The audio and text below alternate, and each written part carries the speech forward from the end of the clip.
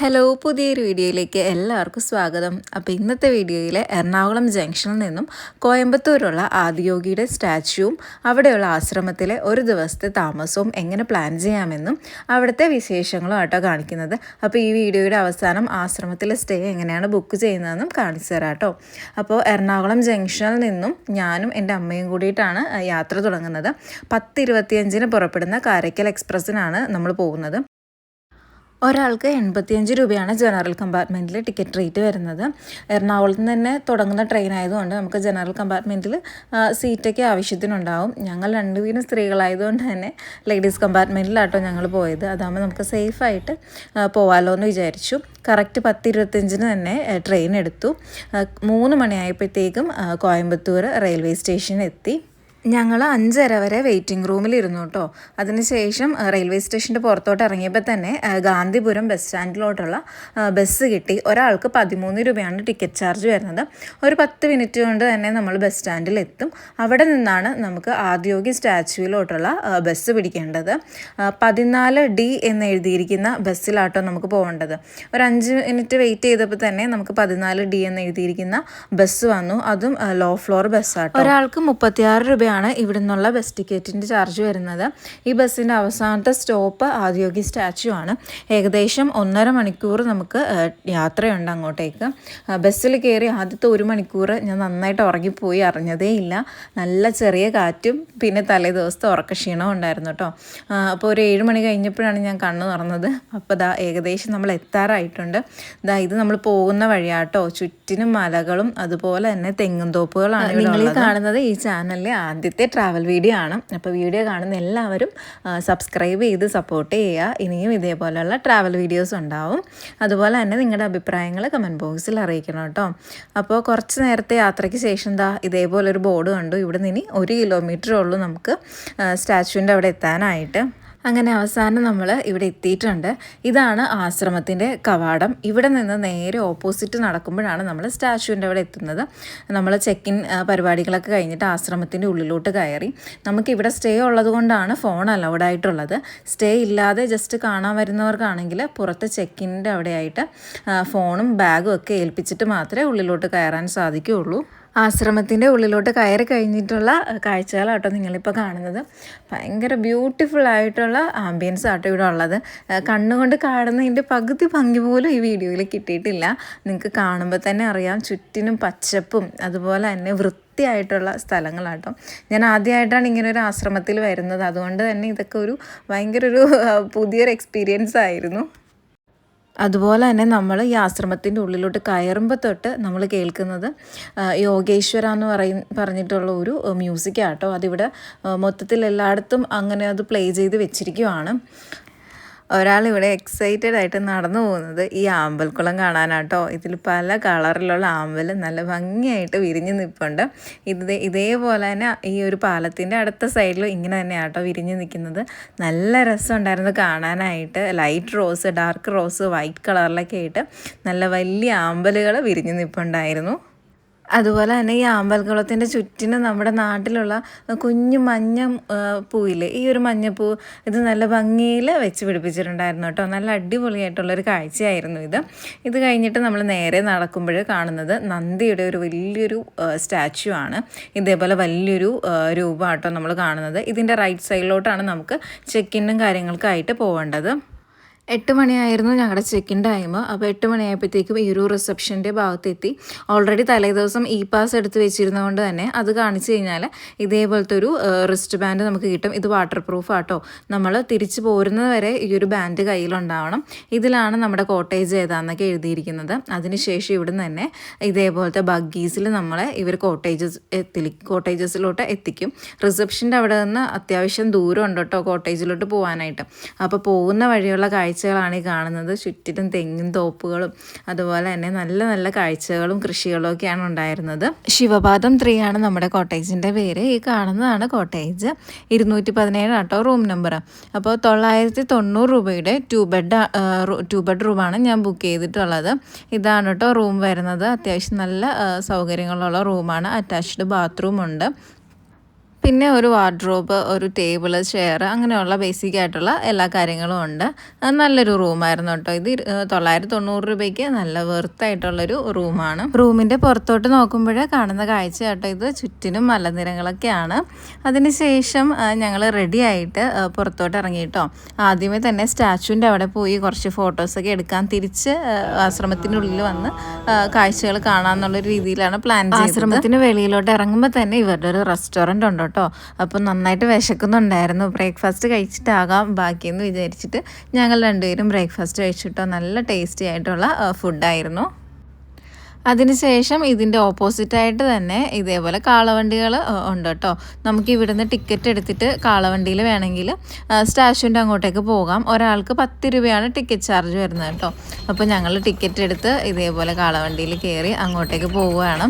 ആദ്യമായിട്ടാണ് കേട്ടോ കാളവണ്ടിയിൽ കയറുന്നത്. പക്ഷെ നല്ല രസമുണ്ടായിരുന്നു. നടക്കാനാണെങ്കിൽ ഒരു 10 മിനിറ്റ് ഇല്ല ഇങ്ങോട്ടേക്ക്. പക്ഷേ ഇത് നല്ലൊരു എക്സ്പീരിയൻസ് ആയിരുന്നു കേട്ടോ. ഈ കാഴ്ചയെന്ന് പറയുന്നത് നമ്മൾ പോകുന്ന വഴി 2 സൈഡിലും ഉള്ളതാണ്. എന്ത് ഭംഗിയല്ലേ ഈ സ്ഥലങ്ങളൊക്കെ കാണാനായിട്ട്. അങ്ങനെ നമ്മൾ ആദിയോഗി സ്റ്റാച്യുവിൻ്റെ മുന്നിലെത്തിയിട്ടുണ്ട് കേട്ടോ. ഇത് 112 അടി നീളവും 82 അടി വീതിയുമുള്ള ശിവൻ്റെ സ്റ്റീൽ കൊണ്ടുണ്ടാക്കിയ ഒരു പ്രതിമയാണ് കേട്ടോ. ഇതിന് ഗിന്നസ് വേൾഡ് റെക്കോർഡൊക്കെ കിട്ടിയിട്ടുണ്ട്. ലോകത്തിലെ തന്നെ ലാർജസ്റ്റ് ആയിട്ടുള്ള ബസ്റ്റ് സ്കൾപ്ചറാണ്. ബസ്റ്റ് സ്കൾപ്ചർ എന്ന് പറഞ്ഞാൽ നമ്മുടെ മനുഷ്യ ശരീരത്തിൽ അപ്പർ ബോഡി പാർട്ടിൻ്റെ സ്കൾപ്ചറാണ്. വേൾഡിലെ തന്നെ ലാർജസ്റ്റ് ആണ്. ഈ ഒരു സ്റ്റാച്യുവിൻ്റെ 3 സൈഡും ഇതേപോലെ മലനിരകളാൽ ചുറ്റപ്പെട്ടതാണ്. ഒരു സൈഡിൽ ഇതേപോലെ കവുങ്ങിൻ തോട്ടങ്ങളും ഉണ്ട് കേട്ടോ. എന്താ പറയുക, നമ്മൾ ഒരിക്കലെങ്കിലും വന്ന് കണ്ടിരിക്കേണ്ട ഒരു ശില്പം കേട്ടോ. നമുക്ക് കേരളത്തിൽ നിന്നാണെങ്കിൽ തൊട്ടടുത്തുമാണ്, ഒരുപാട് ദൂരം പോവുകയും വേണ്ട. നല്ല ഭംഗിയുള്ള ശിവൻ്റെ ഒരു ശില്പം കേട്ടോ ഇത്. ചെറിയൊരു അബദ്ധം പറ്റിയെന്താണെന്ന് വെച്ചാൽ നമ്മൾ വന്ന സമയം ഇതിപ്പോൾ 10 മണിയായുള്ളൂ. പക്ഷെ കണ്ണ് പൊട്ടുന്ന വെയിലാട്ടോ. നേരെ നോക്കി വീഡിയോയോ ഫോട്ടോയോ ഒക്കെ എടുക്കാൻ പറ്റുന്നില്ല. തിരക്കൊന്നുമില്ല, പക്ഷെ നേരെ നോക്കാൻ പറ്റുന്നില്ല കേട്ടോ. അത്രയ്ക്ക് വെയിലായിരുന്നു. അമ്മ ഈ 10 മണിക്ക് വന്നിട്ട് അമ്മച്ചിക്ക് എന്താ പറയാനുള്ളത്? ഇവിടെ വന്നിട്ട് നല്ല വെയിലല്ലേ, പക്ഷെ തിരക്കില്ലാത്തതുകൊണ്ട് നന്നായിട്ട് ഫോട്ടോ എടുക്കാനും കാണാനും ഒക്കെ പറ്റുന്നുണ്ട്. പക്ഷെ ഭയങ്കര വെയില്. വൈകുന്നേരം വരുമ്പോഴേ കാണാൻ ഇതിനേക്കാളും ഭംഗിയായിരിക്കും. പക്ഷെ ഫോട്ടോസ് ഒന്നും എടുക്കാൻ പറ്റത്തില്ല, അത്രക്ക് തിരക്കായിരിക്കും. ഇത് വീഡിയോയിൽ മനസ്സിലാവുന്നുണ്ടോന്ന് അറിയത്തില്ല. പക്ഷെ ഇത് ഫുള്ള് കവുങ്ങിൻ തോട്ടമാണ്. നേരിട്ട് കാണാനായിട്ട് നല്ല ഭംഗിയുണ്ട്. പക്ഷെ അത് വീഡിയോയിൽ എത്രത്തോളം മനസ്സിലാവുന്നുണ്ടെന്ന് അറിയത്തില്ല.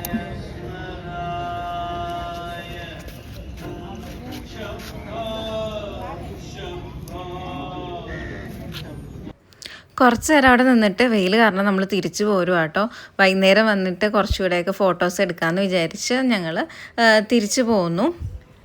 ഹലോ, ഇപ്പോൾ സമയം ഏകദേശം 1:15. ഇതൊരു സ്പിരിച്വൽ പ്ലേസ് ആയതുകൊണ്ട് തന്നെ മിക്ക സ്ഥലങ്ങളിലും ഫോൺ അലൗഡ് അല്ല. നമുക്ക് ഫോൺ യൂസ് ചെയ്യാൻ തോന്നത്തുമില്ല. അങ്ങനത്തെ ഒരു ആംബിയൻസ് ആണ് ഇവിടെ ഉള്ളത്. അപ്പോൾ ഞങ്ങൾ ആദിയോഗി സ്റ്റാച്യു കണ്ടു. അതിനുശേഷം തിരിച്ചു വന്നിട്ട് ലിംഗഭൈരവി ആരാധന ഉണ്ടായിരുന്നു. അതിൽ പങ്കെടുത്തു. അതിനുശേഷം ഒരു 5 മിനിറ്റ് മെഡിറ്റേഷൻ, സെൽഫ് മെഡിറ്റേഷൻ എന്ന് പറയുന്നൊരു അങ്ങനെ ഒരു ചെറിയ പ്രോഗ്രാം ഉണ്ടായിരുന്നു. അതിനുശേഷം ഇവിടെ മെയിനായിട്ടുള്ള ഒരു ആരാധന എന്ന് പറയുന്നത് ധ്യാനലിംഗ ആരാധനയാണ്. ധ്യാനലിംഗ ആരതി എന്ന് പറയും.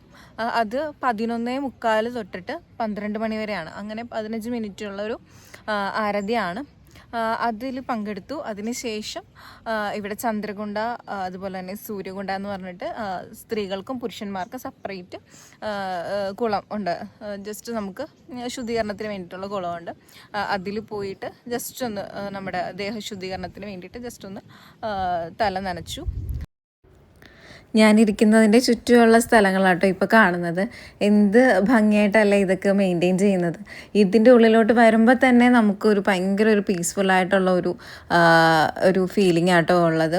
എവിടെ നോക്കിയാലും ആളുകൾ ഇരുന്ന് യോഗ ചെയ്യുന്നതും ധ്യാനിക്കുന്നതൊക്കെയാണ് നമ്മൾ കാണുന്നത്. നിങ്ങളൊരു സ്ട്രെസ്ഫുൾ ആയിട്ടുള്ളൊരു ടൈമിലാണ് ഇവിടെ വരുന്നതെങ്കിൽ മിനിമം ഒരു 2 ദിവസമെങ്കിലും ഇവിടെ സ്റ്റേ ചെയ്യുക, എങ്കിൽ മാത്രമേ ഇവിടെയുള്ള എല്ലാ പരിപാടികളിലും നമുക്ക് പങ്കെടുക്കാനായിട്ട് സാധിക്കുകയുള്ളൂ. ഇപ്പം ഞങ്ങൾ വന്നത് ചെക്ക് ഇൻ ടൈം 8 മണിയാണ്. അപ്പോൾ അതിന് മുന്നേ ഉള്ള ആരാധനകളും കാര്യങ്ങളും ഉണ്ടായിരുന്നു, യോഗ ക്ലാസ് ഉണ്ടായിരുന്നു. അതൊന്നും നമുക്ക് അറ്റൻഡ് ചെയ്യാനായിട്ട് സാധിച്ചില്ല. ചെക്കൗട്ട് ടൈം എന്ന് പറയുന്നത് നാളെ രാവിലെ 6 മണിയാണ്. ടൈം എക്സ്റ്റെൻഡ് ചെയ്യാൻ നോക്കിയിട്ട് പറ്റുന്നില്ലായിരുന്നു, അതുകൊണ്ടാണ് 6 മണി തന്നെ നമ്മൾ ചൂസ് ചെയ്തത്. അപ്പോൾ നിങ്ങൾക്ക് ടൈം ഉണ്ടെന്നുണ്ടെങ്കിൽ 2 ദിവസത്തെ സ്റ്റേ എടുക്കുക, അത് എന്തായാലും നിങ്ങൾക്ക് വർത്തായിരിക്കും. ഇവിടുത്തെ ഒരു ആംബിയൻസ് ഒരു രക്ഷയില്ല കേട്ടോ, പറയാണ്ടിരിക്കാൻ വയ്യ. ഇവിടെ നോക്കിയാലും നല്ല ഭംഗിയുള്ള സ്ഥലങ്ങൾ, അങ്ങനെ ഇതിന് പറയാൻ പറ്റുള്ളൂ. നല്ല ഭംഗിയുള്ള സ്ഥലങ്ങൾ, അതുപോലെ തന്നെ കിളികൾ, മയിലുകൾ. മയിലൊന്നും എനിക്ക് വീഡിയോയിൽ എടുക്കാൻ പറ്റില്ല, കാരണം ആ സ്ഥലത്തൊന്നും ഫോൺ അലൗഡ് അല്ലായിരുന്നു. ഇനി കാണുവാണെങ്കിൽ എടുക്കാം കേട്ടോ. ഇത് ചുറ്റിന് 3 സൈഡും മലകളാൽ ചുറ്റപ്പെട്ടായിരിക്കുന്നത്. ഇപ്പോൾ മലകളിലൊക്കെ കോട മൂടിയിരിക്കുകയാണ്. ഇത് വീഡിയോയിൽ എത്രത്തോളം കാണുന്നുണ്ടെന്ന് എനിക്ക് അറിയത്തില്ല കേട്ടോ. മയിലിൻ്റെ സൗണ്ട് കേട്ടിട്ട് ഞാൻ അങ്ങോട്ട് ചെന്ന് നോക്കിയതാണ്. അപ്പോൾ ഇവിടെ ഒരു മയിലും ഒരു അണ്ണാനും കൂടി ഇരുന്ന് സ്വറ പറയുക കേട്ടോ. അപ്പോൾ ഇതൊക്കെ കഴിഞ്ഞിട്ട് ഞങ്ങൾ നേരെ ഇതിൻ്റെ അകത്ത് തന്നെ ഷോപ്പിങ്ങിനായിട്ടുള്ളൊരു ചെറിയ ഏരിയ ഉണ്ട് കേട്ടോ. അതായത് നമ്മുടെ ശിവൻ്റെ സ്റ്റാച്ചുവിൻ്റെ ചെറിയ മോഡൽസും പിന്നെ കുറച്ച് ഓർഗാനിക് ആയിട്ടുള്ള കുറച്ച് ഐറ്റംസും അങ്ങനെ കുറച്ച് ഭക്തിപരമായ ഐറ്റംസും സാരീസ് അങ്ങനെ എല്ലാം കൂടി ഇട്ടുള്ളൊരു ഏരിയ ഉണ്ടായിരുന്നു. അവിടെ പോയി ഒന്നും വാങ്ങിയില്ല കേട്ടോ, വെറുതെ കണ്ടിട്ട് പോന്നു. പിന്നെ ഈ ആശ്രമത്തിൻ്റെ ഫൗണ്ടറായ സദ്ഗുരുവിൻ്റെ കുറച്ച് പുസ്തകങ്ങളൊക്കെ ഉണ്ടായിരുന്നു. അതിനുശേഷം ഞങ്ങൾ നേരെ ഫുഡ് കഴിക്കാനായിട്ട് പോയിട്ടോ. ഈ ആശ്രമത്തിൻ്റെ ഉള്ളിൽ തന്നെ ഫുഡ് കഴിക്കാനായിട്ട് ഒരു റെസ്റ്റോറൻ്റ് ഉണ്ട്. പക്ഷേ ഈ ഒരു തീരുമാനം വളരെ തെറ്റായി പോയിട്ടോ. ഞങ്ങൾ 2 പേരും വെജ് മീൽസാണ് ഓർഡർ ചെയ്തത്. ഒരു മീലിന് 120 റുപ്പീസ്. പക്ഷെ ഒരു ടേസ്റ്റും ഇല്ലാത്തൊരു ഫുഡായിരുന്നു കേട്ടോ. വിശപ്പ് നന്നായിട്ടുള്ളത് കൊണ്ട് കുറച്ച് കഴിച്ചു. പക്ഷേ ഹോണസ്റ്റ്ലി ഞാനിത് ആർക്കും റെക്കമെൻഡ് ചെയ്യില്ല കേട്ടോ. നമ്മൾ രാവിലെ ബ്രേക്ക്ഫാസ്റ്റ് കഴിച്ച ഇടമായിരുന്നെങ്കിൽ അടിപൊളിയായിരുന്നു. ഫുഡ് കഴിച്ചിട്ട് ഞങ്ങൾ നേരെ റൂമിൽ പോയി കുറച്ച് നേരം റെസ്റ്റ് ചെയ്തു. ഇപ്പോൾ ഇവിടെ സമയം ഒരു 5 മണിയായിട്ടോ. ഞങ്ങൾ ലഞ്ച് കഴിഞ്ഞിട്ട് റൂമിലോട്ട് വന്നതാണ്. ഒന്ന് റെസ്റ്റ് എടുത്തിട്ട് വൈകുന്നേരം പുറത്ത് പോവാം. നമ്മുടെ സ്റ്റാച്ചുവിൻ്റെ അവിടെ നിന്ന് മര്യാദക്ക് ഫോട്ടോസും വീഡിയോസും ഒന്നും കിട്ടിയില്ലായിരുന്നല്ലോ, വെയിൽ കാരണം. അപ്പോൾ വെയിൽ കുറഞ്ഞിട്ട് പോകാമെന്ന് വിചാരിച്ച് 5 മണിയായപ്പോഴത്തേക്കും റെഡിയായി പുറത്തോട്ടിറങ്ങിയതാണ്. അപ്പോൾ പുറത്ത് നല്ല മഴ ചതിച്ചു ഗൈസ്. അപ്പോൾ ലേസർ ഷോയുടെ കാര്യം ഏകദേശമൊക്കെ തീരുമാനമായിട്ടുണ്ട്. മഴയുണ്ടെങ്കിൽ ലേസർ ഷോ ഉണ്ടാവില്ല കേട്ടോ. അപ്പോൾ ഒരു 6:30 വരെ നോക്കാം. മഴ കുറയുവാണെങ്കിൽ പോവാമെന്നാണ് വിചാരിക്കുന്നത്.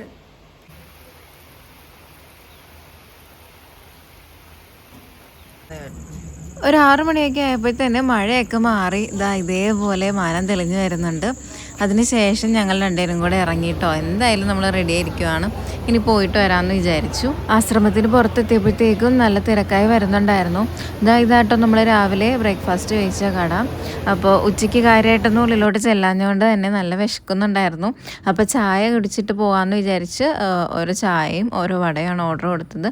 നല്ല ടേസ്റ്റി ആയിട്ടുള്ള ഫുഡായിരുന്നു കേട്ടോ, പറയാണ്ടിരിക്കാൻ വയ്യ. ചായ കുടിച്ച് പുറത്തിറങ്ങിയപ്പോഴത്തേക്കും ചെറുതായിട്ട് ഇരുട്ടി തുടങ്ങിയിരുന്നു കേട്ടോ. പിന്നെ ഞങ്ങൾ നടന്ന് തന്നെയാണ് അങ്ങോട്ട് പോയത്. ഇവിടെ എത്തിയപ്പോഴോ നല്ല വൻ തിരക്ക്. ആ രാവിലെ വെയിലുണ്ടായിരുന്നെങ്കിലും കുറച്ച് ഫോട്ടോസൊക്കെ എടുക്കാൻ പറ്റി. പക്ഷെ ഇപ്പോൾ വൻ തിരക്കെന്ന് പറഞ്ഞാൽ ആ ലൈറ്റ് ഷോയുടെ സമയം ആകാറായിരുന്നു. അതുകൊണ്ട് തന്നെ ഭയങ്കര തിരക്കായിരുന്നു കേട്ടോ. രാത്രി സമയത്ത് ഈ ഒരു സ്റ്റാച്യു കാണാനായിട്ട് പ്രത്യേക ഒരു ഭംഗി തന്നെയാണ് കേട്ടോ. എല്ലാ ദിവസവും രാത്രി 7 മണിക്ക് ഇവിടെ ലേസർ ഷോയും അത് കഴിഞ്ഞിട്ട് ഒരു ആരതിയും ഉണ്ട് കേട്ടോ. അപ്പോൾ വരുന്നവർ അതും കൂടെ കണക്കാക്കി പ്ലാൻ ചെയ്തിട്ട് വരിക. അത് മസ്റ്റ് വാച്ച് ആയിട്ടുള്ള ഒരു കാര്യം കേട്ടോ. 6:45 ഞങ്ങൾ 2 പേരും കൂടെ ഫ്രണ്ടിൽ തന്നെ ലേസർ ഷോ കാണാനുള്ള സ്ഥാനമൊക്കെ പിടിച്ചു. അവിടെ ഇരിപ്പായി. ഈ ആദിയോഗിയുടെ ഹിസ്റ്ററിയൊക്കെ പറഞ്ഞുകൊണ്ടാണ് ഇത് തുടങ്ങുന്നത്. ഇത് മ്യൂസിക്കൽ പ്ലസ് സൗണ്ട് ഷോ ആണ് കേട്ടോ. ഇതൊരു 14 മിനിറ്റ് ദൈർഘ്യമുള്ള ഷോ ആണ്. അപ്പോൾ ഇതിൻ്റെ കുറച്ച് ഭാഗങ്ങൾ ഞാൻ വീഡിയോയിൽ കാണിക്കാം.